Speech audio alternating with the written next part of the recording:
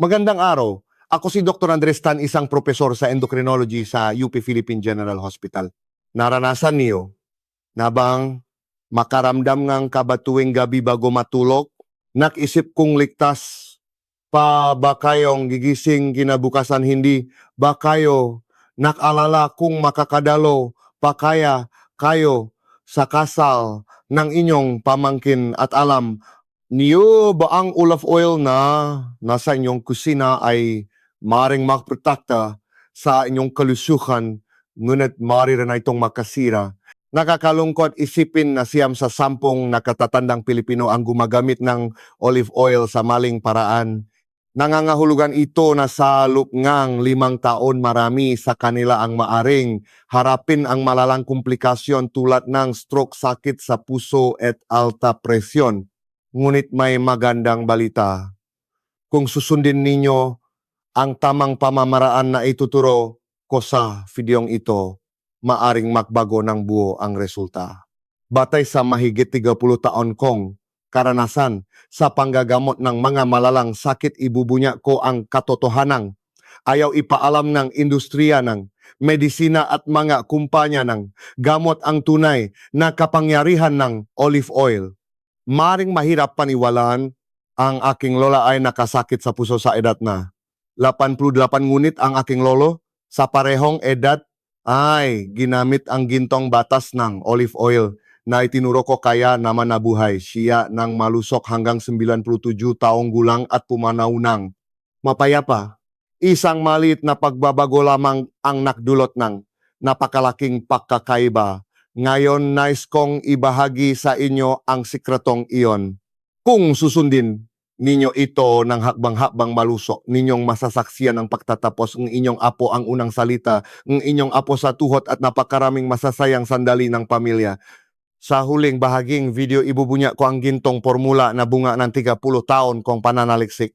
Si Mang Eduardo mula sa Cebu ay 15 taong uminom ng gamot sa kolesterol, ngunit sa loob lamang ng 1 buwan ng pagsunod sa gintong batas ng olive oil, bumalik sa normal ang kanyang kolesterol. Si Aling Maria mula sa Palawan ay araw-araw na nagdusa sa arthritis sa loob ng 12 taon, ngunit halos mawala na ang sakit 3 buwan matapos gamitin ang pamamaraang ito. Mukhang Himala Proto 2 ang lahat ng ito. Bago tayo magsimula, may pakiusap ako. Maki-subscribe at i-like ang videong ito sa siglang ginto. Malit na habang ito, pero malaki ang kahulugan dahil mas maraming tao ang makakalam ng mahalagang impormasyong ito. Kung iyon ninyo ang notifications, kayo ang unang makakatanggap ng sikreto sa kalusugan na ginugulan kong buhay ko sa pananaliksik. Ngayon, inaanyayahan ko kayong tuklasin ang bawat lihim ng olive oil, ang tinatawag na likidong ginto na ginamit ng gataw sa Mediterranean sa loob ng maraming henerasyon upang bababain ang panganib ng sakit sa puso. Marahil ay nagtataka kayo bakit hindi ito masyadong sinasabi ng doktor sa ospital. Ngayon malinaw ang dahilan. Dahil ang gamot ay isang malaking industriya. Kung inom kang gamot sa alta presyong kolesterol o sakit sa kasukasuan, habang buhay mo itong inumin. Habang tumatagal ang pag-inom, lumalaki ang gastos at lumalaki rin ang kitang kumpanyang gamot. Tulad ng nakikita ninyo, sa isang banda ay may malaking kita at sa kabila naman ay may simpleng solusyon na makakapababa sa bentang gamot. Kung gayon, anong katotohanan kaya ang pipiliin nilang ibunyak ilang beses na akong dumalo sa nga pandaigdigang kumperensyang medikal kung saan masiglang pinag-usapan ang benepisyo ng olive oil? Ngunit pagbalik sa mga ospital, ang mga datos na ito ay kadalasang ibinabaon at hindi ipinaalam sa mga pasyente. Hindi makatarungan isang sikreto na nagpapahabang ang buhay ngunit nakatago sa katahimikan. Ang katahimikang ito ang dahilan kung bakit milyon-milyong tao ang nakdurusa sa masakit na sana ay maiwasan. Pero huwag kayong mag-alala. Hindi ako tatahimik. Sasabihin ko ng hakbang-hakbang ang lahat ng kailangan ninyong malaman. Upang mas maintindihan ninyo, ikukwento ko ang nangyari kay Mang Eduardo.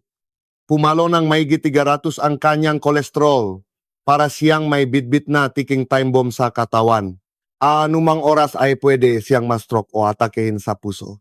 Ngunit ang kanyang anak na isang dietitian, sa isang malaking ospital sa Maynila ay pinakiusapan siyang subukan ang gintong batas ng olive oil. Nung una marami siyang pagdududa. Subalit pakaran lamang ang isang buwan bumaba sa 200 ang kanyang cholesterol. Kahit ang kanyang doktor ay hindi makapaniwala. Kung may intindihan at gagamitin ninyo ang tamang paraan ng olive oil ay magiging tagapagligtas ng inyong kalusugan. Nakatitiyak ako na ang mga ibabahagi ko ngayon ay makakapababago sa inyong buhay tulad nangyari sa napakarami kong pasyente. Tandaan ang mahalaga ay hindi kong kumakain ba kayo ng olive oil o hindi kung paano ninyo ito ginagamit ng tama. Hindi nararanasan ng maraming tao ang tunay na bisa nito dahil ginagamit nila ito sa maling paraan. Nagtataglay ang olive oil ng mahalagang sangkap gaya ng oleic acid at polyphenols na nagpapalusok sa mga ugat at nagpapababa ng pamamaga sa katawan. Ngunit nakakalungkot sinisira ng karamihan ang sangkap na ito ng hindi sinasadya. Parang hawak mo ang isang diamante pero sinasadya mo itong durugin. May isang katotohanang ayaw tanggapin ng marami higit sa kalahati ng olive oil sa supermarket ay peke at hinaluan ng iba't ibang murang mantika. Kung gagamit kayo ng ganitong mantika, hindi ninyo makukuha ang mga espesyal na benepisyo ng purong olive oil. At dapat ko itong linawin. Ang olive oil ay hindi para sa lahat. Lalo na yung mga may history ng gallstones o pancreatitis dapat mag-ingat. Ginamot ko minsan si Mang Jose mula sa Davao. Nasobrahan siya sa olive oil kaya na-hospital siya dahil sa komplikasyon sa lapay. Kahit ganun kaganda ang isang bagay, makakasama ito sa katawan kung mali o sobra ang paggamit. Kaya naman kailangan malaman ang tamang paraan ng paggamit para makita ang tunay na bisa nito. Marami sa mga pasyente ko ang umamin na bumibili lang silangang pinakamurang olive oil sa grocery at agad na inilalagay sa mainit na kawali. Ito ang pinakamalaking pagkakamali. Kapag ininit ang olive oil, halos nasisira ang mahalagang sangkap tulad ng polyphenols at oleic acid. Ito ang dahilan kung bakit kahit akala mo kumakain ka ng malusog walang makikitang resulta, maliwanag. Itong napatunayan sa pag-aral ni Professor Marco Antonio ng Italian Olive Oil Institute. Bukod dito kung ang nabili ninyong mantika ay hindi totoong extra virgin olive oil sa simula pa lang ay wala na itong masyadong mabubuting sangkap para protektahan kayo.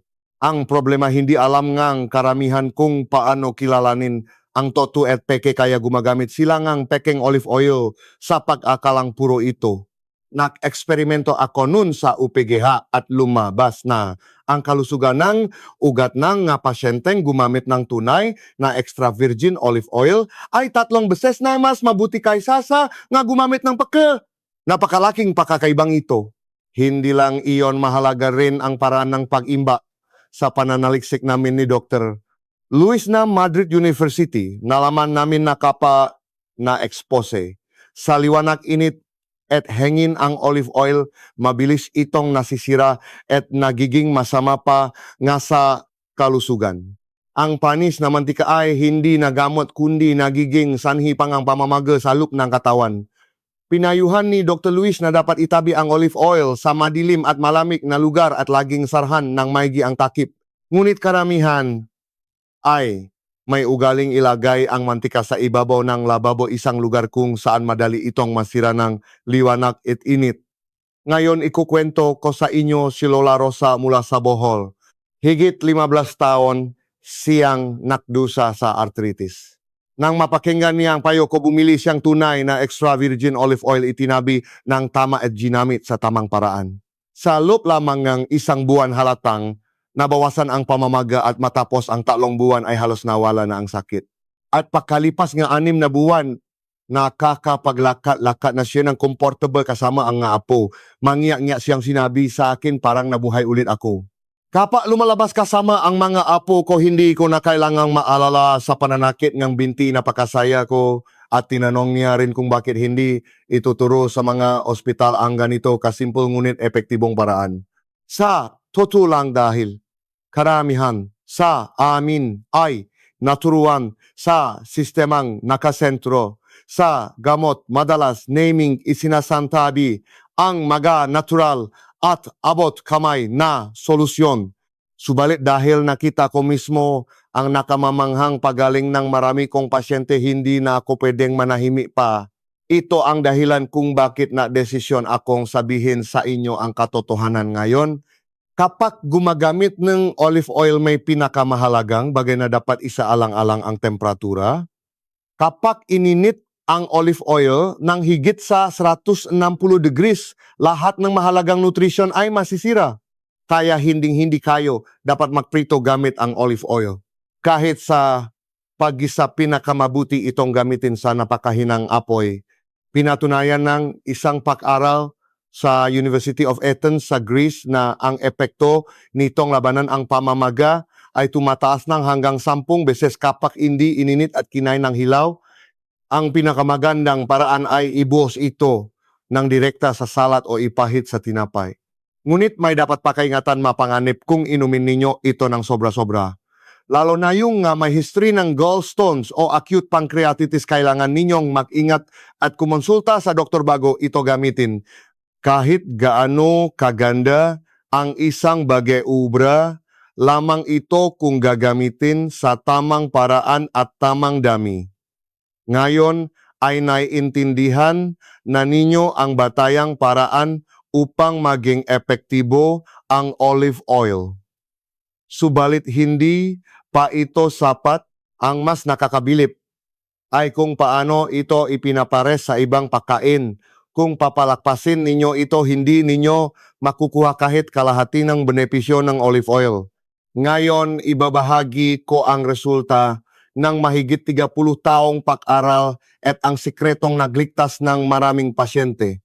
Pwedeng dumobel o maging triple ang bisang olive oil kung isasama sa tamang pagkain. Sa pagsasaliksik namin kasama si Professor Frank Sachs ng Harvard Medical School, nalaman namin na may espesyal itong benepisyo sa puso at maugat kapag ipinares ang olive oil at kamatis. Kapag nagsanib ang lycopene sa kamatis at oleic acid sa olive oil, may himalang nangyayari, bumababa ang pamamaga sa ugat at nababawasan ang kolesterol. Ayon sa aming eksperimento, ang pasyenteng napanatili ng ugaling kumain ng olive oil kasama ang kamatis ay may 40% na mas mababang tsansang makasakit sa puso kaysa sa kumakain ito ng hiwalay. Ang epektong ito ay halos kasing bisang ilang gamot sa puso. Narito ang kwento ni Mang Antonio mula sa Iloilo. Ilang taon siyang nadusa sa angina at madalas siyang nakaranas ng pananakit ng dibdib. Subalit 2 buwan matapos subukan ang pagpares ang olive oil at kamatis, halatang nabawasan ang sakit sa kanyang dibdib, kaya maging ang kanyang doktor ay nagulat. Dagdag pa rito, ayon sa pananaliksik na ginawa ko kasama si Professor Giovanni ng University of Bologna sa Italy, ang pagpapares ng olive oil at bawang ay nakpapatas ng anti-inflammatory effect nito ng 5 beses. Malaking tulong ito lalo na sa mga pasyenteng may arthritis o rayuma. Isa pa, kapag isinama ang olive oil sa mani, napakaganda ng epekto nito sa kalusugan ng utak. Magandang paraan ito para maiwasan ang dementia sa pagtanda.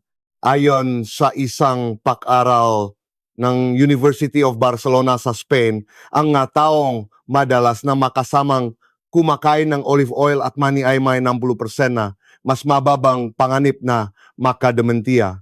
Ngunit ang maling kombinasyon ay maaring makasama. Halimbawa, kung ginamit ang olive oil sa lutong may mataas na temperatura, bumubuo ito nga nakakasamang kemikal na pwedeng magpataas ng panganib ng kanser.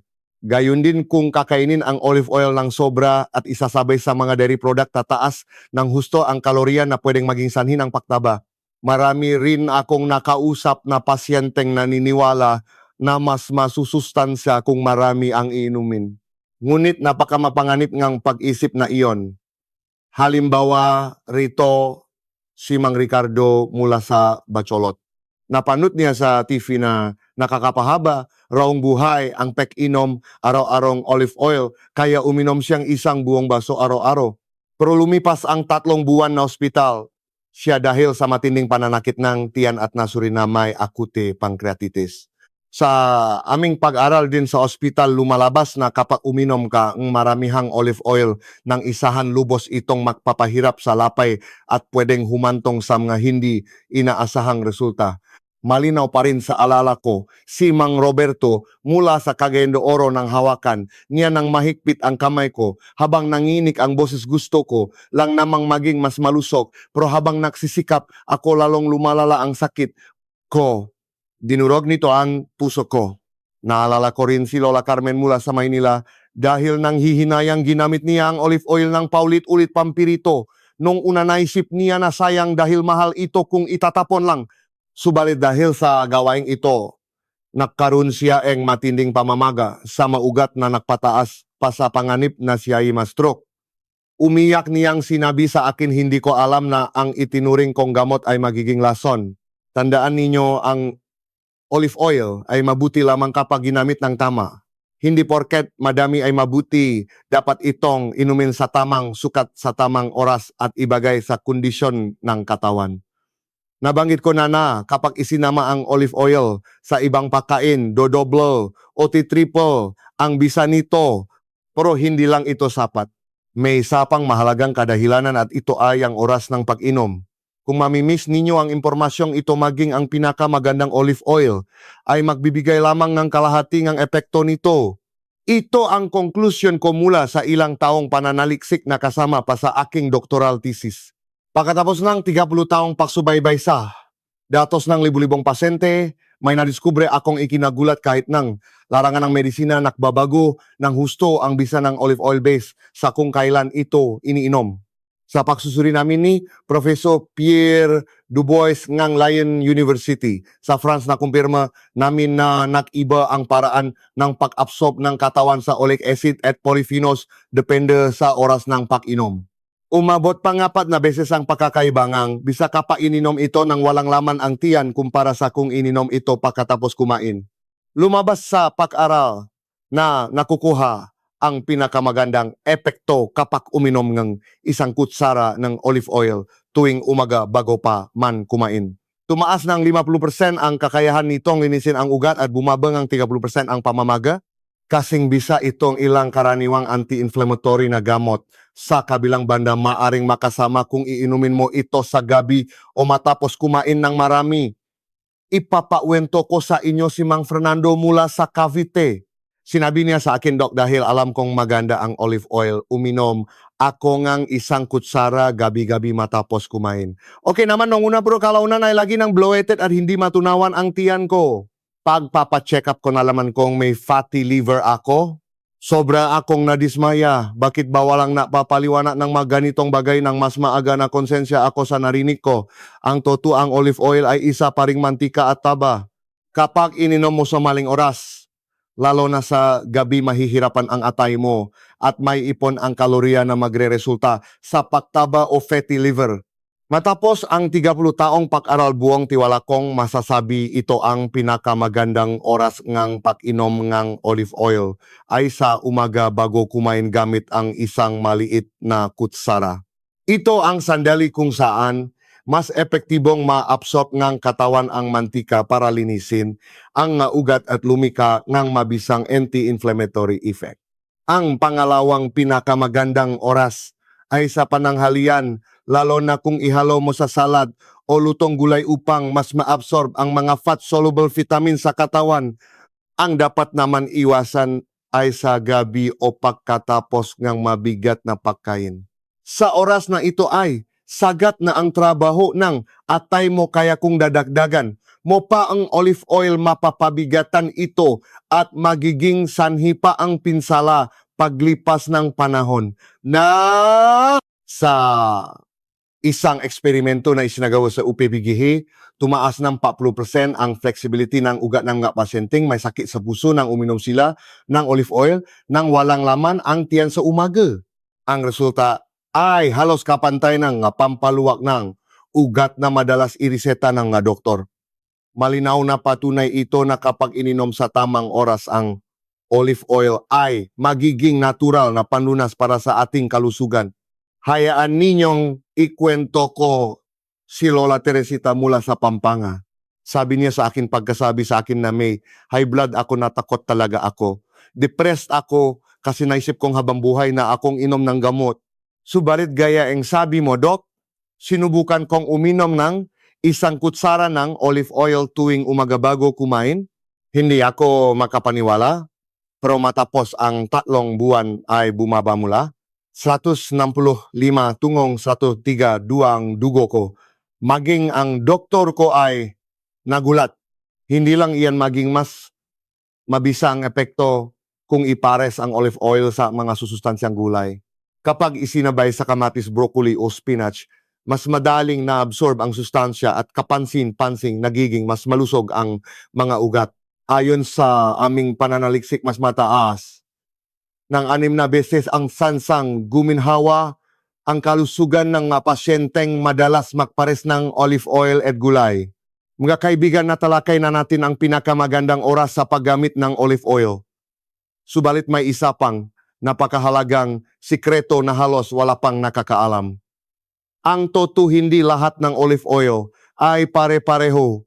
Kung maling klase ang mapipili ninyo, hindi ninyo makukuha ang inaasahang epekto kahit na gamitin ninyo ito sa tamang paraan at oras. Ito ang pinakamalaking natuklasan ko sa mahigit 30 taong pag-aral at oras na para ibunyak ang katotohanan ito. 10 taon akong nakipagsaliksik kasama si Professor Antonio Romero ng University of Cordoba sa Spain. Nadiskubre namin na ang olive oil ay hindi lamang ordinaryong mantika. Ang nakapagpapagaling na epekto nito ay nagdedepende sa uri sa lupang pinagtaniman, kung kailan ito inani at kung paano ito kinatas. Para sa detalye, pinakamabisa laban sa sakit sa puso ang Pichuel variety mula sa Spain. Napakagaling naman para sa arthritis ang Koroneiki variety mula sa Greece. Pinatunayan rin na ang Frantoio variety mula sa Italy ang pinakamabisa sa pag-control ng blood sugar ng mamay diabetes. Ikwento ko sa inyo si Mang Tomas mula sa Zamboanga. Higit 20 taon siyang nakdusa sa rheumatoid arthritis. Sinubukan na niya ang iba't ibang brand ng olive oil sa merkado pero walang pagbabago. Nang irekomenda ko ang Koroneiki variety, hindi siya agad naniwala. Sabi pa niya, hindi ba lahat ng olive oil ay pare-pareho lang, ngunit may nakakamanghang nangyari. Makalipas lang ang 1 buwan, kapansin-pansin ang pag-untingang pamamanhid ng kanyang kasukasuan paggising sa umaga. Pagkalipas ng 3 buwan, sa kauna-unahang pagkakataon makalipas ang 20 taon, ay nakapaglaro siyang soccer kasama ang apo niya. Ayon sa siyensya, ang Koroneiki variety ay may 3 beses na mas maraming oleocanthal kumpara sa ibang variety. Mayroon itong natural na anti-inflammatory effect na katumbas ng ibuprofen, kaya lalong may namito sa mga pasyenteng may arthritis. Sa mga pasyenteng may diabetes, inirekomenda ko ang Frantoio variety galing sa Italy. Ito ay sagana sa hydroxytyrosol, isang sangkap na tumutulong para mas gumana ang insulin at higit na nakakulong sa pakontrol ng blood sugar. Klaro pa sa isip ko ang naging kalagayan ni Mang Vicente mula sa Baguio. May diabetes siya sa loob ng 15 taon at palaging abot sa 200 ang kanyang blood sugar. Palaging malapit sa kanya ang panganib na makaroon ng complication. Ngunit dahil uminom siya tuwing umaga ng 1 kutsara ng Frantoio variety 2 buwan lamang at bumaba agad ang sugar niya sa 145 at makalipas ang 6 na buwan pumirmi na ito sa 120. Kaya nabawasan ng kalahati ang iniinom niyang gamot nang hindi isinasakripisyo ang kanyang kalusugan. Nasa inyo ang pagbabago na iyan, nakadepende sa pagpili ng tamang uri ng olive oil. Ito ang pinakahuling lihim na nais kong ibagi sa inyo ngayon. Malalaman mo lamang ang sikreto ng milagroso at natural na gamot kung malalaman mo muna ang uri nito at kung saan ito namula. Pag-usapang olive oil, ang pinakamahalaga ay malaman ang pagkakaiba ng pakisatoto. Sa katunayan, 8 sa 10 ibinebentang olive oil sa grocery ay hindi totong extra virgin olive oil kundi hinaluan ng mumurahing mantika. Ito ang dahilan kung bakit kahit sinisikap nating gamitin ito ay wala pa rin tayong benepisyong nakukuha sa kalusugan, sa halip ay nagiging sanhi pa ito ang sakit. Paano mo nga ba malalaman kung tunay ang extra virgin olive oil? Unang tiknan ang kulay. Kalimitan ang totoong olive oil ay mas madilim na dilaw o kaya ay may pagkaberde. Kung masyadong mapusyaw o malinaw, malamang na naproseso na ito. Pangalawa ay ang amoy. Ang purong olive oil ay may amoy damo o banayat na amoy prutas. Kung walang amoy o kaamoy lamang itong ordinaryong mantika, dapat ka ng magduda. Pagdating sa lasa, mapepait ang tunay na olive oil at nag-iwan ito ng bagyang anghang sa lalamunan. Ito ang senyales na sagana. Ito sa polyphenol na napakabuti sa maugat. Isa pa, tingnan din ang presyo. Kung ang isang 250 ml na bote ay mabibili ng hindi abot sa 800 piso, siguradong malabo na garantisado ang kalidad nito. Panghuli, suriin kung saan ito ginawa. Karaniwan ng napakataas ng kalidad kung ito ay nanggaling sa sikat na Mediterranean na lugar tulad ng Spain, Italy at Greece. Bilang doktor, inilalatak ko ng malinaw ang babala, hindi lamang walang silbi ang peking olive oil, mayroon din itong naprosesong taba o trans fat na makasasama. Iyan ang dahilan kung bakit inaakala ng iba na hindi epektibo ang olive oil, ang totoo peking produkto ang nagamit nila. Ngayon, sasabihin ko na sa inyo ang kahuli-hulihang lihim. Ito ay ang formula na nabuo matapos kong ikondensa ang lahat ng aking nalalaman sa aking 30 taong pag-aral. Daan-daang pasyente na ang nakakita ngang resulta sa pamamagitan nito at kayo na marahil ang susunod. Ang unang prinsipyo ay ang pagpili ng tama at nararapat na uri ng olive oil sa inyong karamdaman. Kung may problema sa puso, pinakamaganda ang Pichual variety mula sa Spain. Uminom ng 1 kutsara nito tuwing umaga bago kumain at ipares ito sa kamatis. Kung may arthritis o anumang sakit na may kinalaman sa pamamaga, pinakamainam ang Koroneki variety mula sa Greece. Kung uminom kang 1 kutsara nito tuwing umaga at kakainin kasama ang ginayat na bawang lalakas ng 5 beses ang laban nito sa pamamaga. Ang Frantoio variety naman galing Italy, ang pinakamabisang lunas para sa diabetes. Kapag ininom kasabay ng mga manimalaking tulong, ito para mapababa ang inyong blood sugar.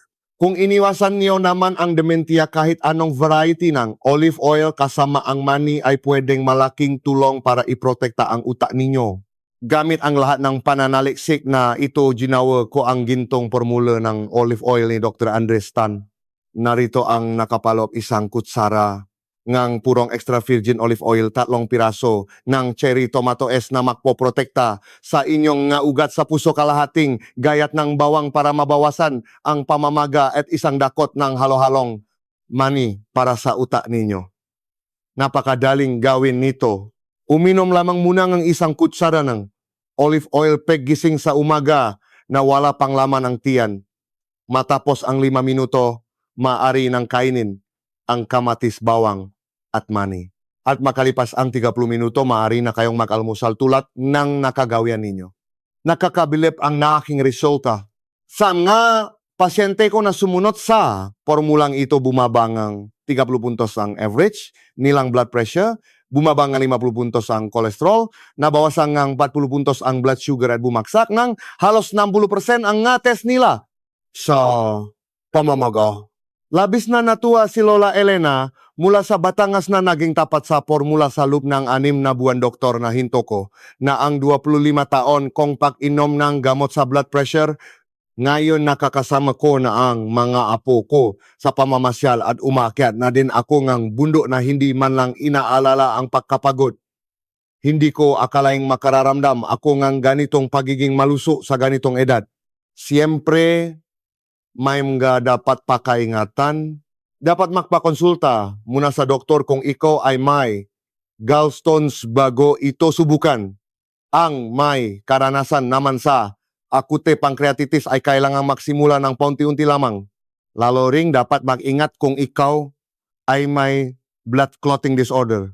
Kailanman huwag iinom ng labis o kaya ilalakpas sa higit 2 kutsara.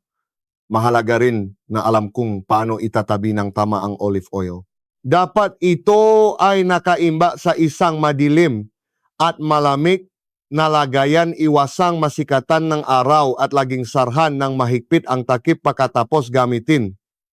Pinakamagandang ubusin sa loob ng buwan matapos itong buksan. Hinding-hindi ito dapat inilalagay sa refrigerator sapagkat maninigas at masisira ang mahalagang nutrisyon nito. Ito ang produkto nga aking 30 taong pag-aral at ang gintong formula na makapagpapabago sa kalusugan at buhay mo.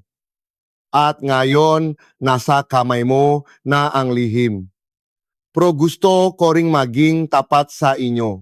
Gaano man kamahal ang pagkain, kung magpapatuloy ang mapaminsalang, estilo ang inyong buhay, hindi pa rin tuluyang babaguhin nito ang kinabukasan mo. Makukuha lamang ang masaganang kalusugan kung maayos ang kinakain, may ehersisyo at sinasamahan ng malusog na estilo sa buhay. Ito ang gintong susi upang maiwasan hindi lang ang sakit kundi mapanatili ring kapiling mo ang inyong maapo hanggang tumanda ka ng masaya. Ang isa sa pinakamahalagang paraan ay ehersisyo. Dahil sa dami ng pasyente ko napansin ko na sa tuwing payuhan ko sila na mag-ehersisyo, pumapasok sa isip nila na kailangan agad pumunta sa gym, magtakbo ng ilang kilometro at maging handa sa sobrang bigat na workouts. Nakakatakot nga naman at tuluyang nagpapaatras para huwag na lamang gawin. Subalit alam natin na sobrang simple lang pala ang tunay na lunas. Kapa tumuntong na anong 50 anyos ang isang individual at naglalakad man lang ng 30 minuto. Araw-araw kapansin-pansing nagiging iba na ang kanyang pakiramdam. Pinapayos ng paglalakad ang daloy ng dugo, pinabababa ang blood pressure, pinabababa ang blood sugar, at tinutulungang mabanat ang naugat. Nakita ko mismo sa ilan kong matatandang pasyente kung gaano sila na bago makalipas ang ilang buwan na walang ibang ginawa kundi bumo na habit na malakat sa pinakamalapit na plaza araw-araw. Naging sapat at malalim ang tulok na bawasan ang kirot sa kasukasuan at naging positibo at bukas ang pag-isip. Kung naiinis kayo sa paglalakad nang mag-isa, ayain ninyo ang inyong asawa o di kaya kapitbahay. Ang paglakad at simpleng pakikipagkwentuhan sa kanila ay mainam upang linisin ang isip at katawan. Magsuot lamang ng angkop na damit kahit malamig ang panahon at sa mabilis na lakad, iyon ay sapat na ehersisyo. Sa mga nakakaranas ng problema sa kasukasuan ng ilang magagaan na ehersisyo para sa inyo gaya ng yoga at light stretching tuwing umaga, ay maganda ring pamalit. Hindi importante ang mabigat kundi iyon ay maging regular at natural na habit sa inyong araw-araw. May mga mapaminsalang nakagawian pa tayong palihim na sumisira sa kalusugan. Kasama diyan ang paninigarilyo at sobrang pag-inom. Tandaan, isang sigarilyo lamang, kada araw nasisira ng tiya ang naugat at mapapasawalang. Bisa agad ang pakinabang ng olive oil na ating itinuturo. Ganun din sa inom. Tuwing gabi, kapag uminom ng sobra lalong, nahihirapan ang atay at lumalala ang tulok dahilan para tumaas ang blood pressure at sugar niya kinabukasan. Nakilala ko pa si Mang Ramon mula sa Laguna noon. Walang mintis siya sa gintong formula ng olive oil na iminungkahi ko araw-araw. Pero hindi pa rin bumuti ang kalusugan niya. Pakalaunan ng aming usapan, nabanggit niya sa akin na umiinom pa pala siya ng ilang baso ng ala araw-araw pampaantok sana noong gabi. Ang gawaing iyon ang pumuksa sa higit kalahati ng effort namin sa olive oil.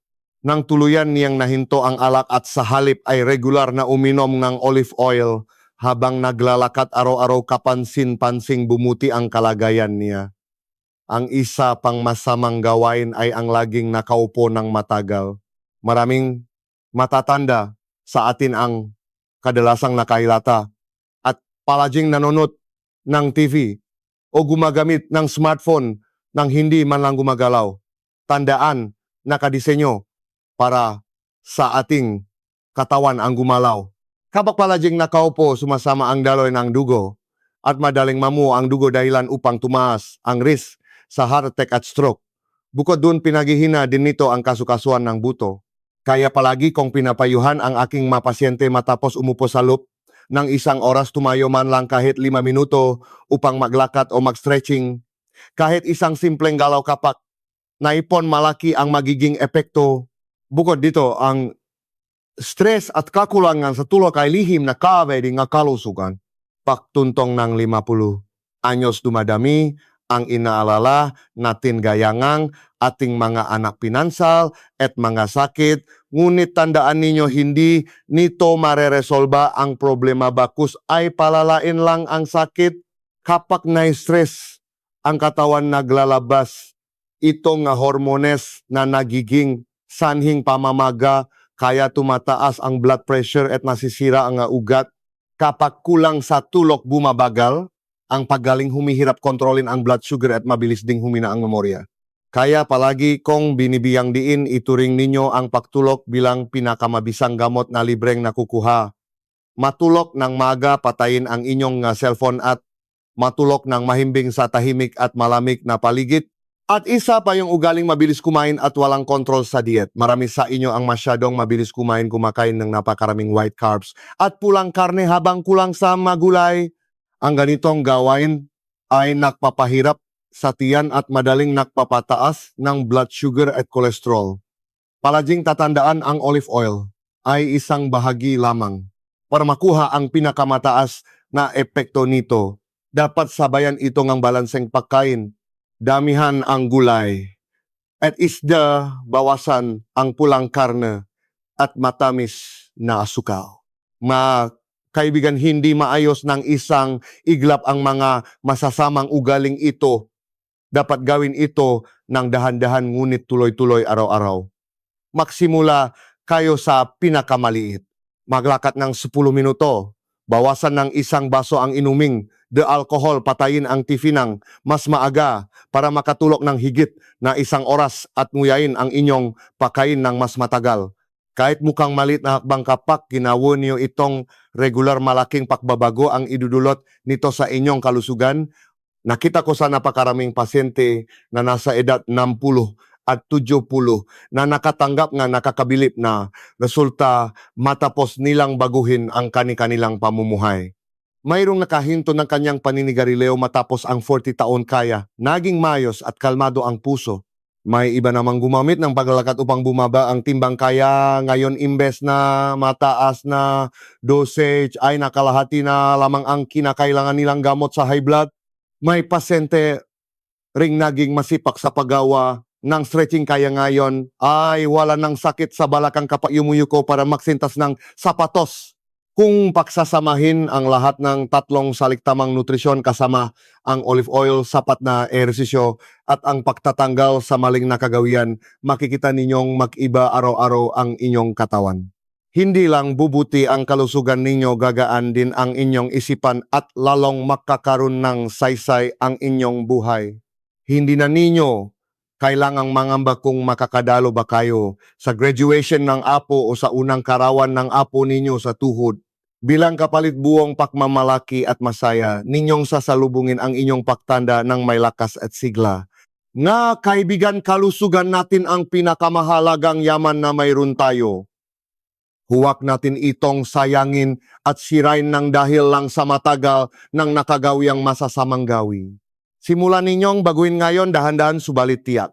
Ako ay naniniwala, kapag isinagawa niyo ito ng tapat, balang araw ay nakangiti ninyong sasabihin, hindi ko akalaing makararamdam akong ganitong kalusugan at saya sa edad kong ito. Hanggang sa masandaling ito, sama-sama nating inalam ang kapangyarihan ng olive oil, kung paano kilalanin ang tunay sa pagkaang tamang oras sa pag-inom at ang gintong formula na bumago sa buhay ng daan-daang pasyente. Tinalakay din natin ang tamang pamamaraan sa pag-ehersisyo at mga ugaling kailangang iwasan. Nakasisiguro ako kung isasagawa niyo itong lahat ng mahusay at hakbang-hakbang magbabago ang inyong kinabukasan, hahaba ang inyong malusog na buhay at higit sa lahat, matatamasa ninyo ang saganang kasiyahang makasama ang inyong nga anak pati na ang inyong nga apo. Subalit tandaan ninyo, makakaroon lamang ng tunay na halaga ang kaalaman na ito kapag ibinabahagi. Maaring ang isang kwento, isang karanasan na ibinahagi ninyo sa comments ang siyang magiging lunas na makapagliligtas sa buhay. Namga naghahanap ng pag-asa laban sa kanilang sakit. Huwag maatubiling ibahagi ang inyong mga naramdaman, katanungan o anumang positibong resulta. Maring iyan din ang makasagip ngang buhay ng kapwa niyo. At kung nakita ninyong may pakinabang ang videong ito, pakipindot ang like button. Para malaman ko rin na nakarating sa inyong puso ang aking pagsisikap, huwag kalimutang makisubscribe sa channel naming Siglang Ginto upang tuloy-tuloy ninyong malaman at huwag palakpasin ang ginintuang sikreto sa kalusugan na ibabahagi ko pa. At kapag in-on niyo ang notifications, kayo agad ang unang makakatanggap ngang mabagong kaalaman at pamamaraang napatunayan ng pananaliksik at karanasan. Mga kaibigan, ang kalusugan ay isang panghabang buhay na paglalakbay at isang napakalaking karangalan sa akin na makasama kayo sa daang ito. Sama-sama nating paunlarin at buuin ang masayang pamayanan at ang mahabang ngunit napakalusok na komunidad. Maniwala kayo sa akin, ang inyong pagtanda ay hindi lamang patuloy na paghabang ang panahon, bakus isa itong napakagandang sandaling nababalot ngang buhay at maningning na sigla. Maraming salamat po sa inyong lahat.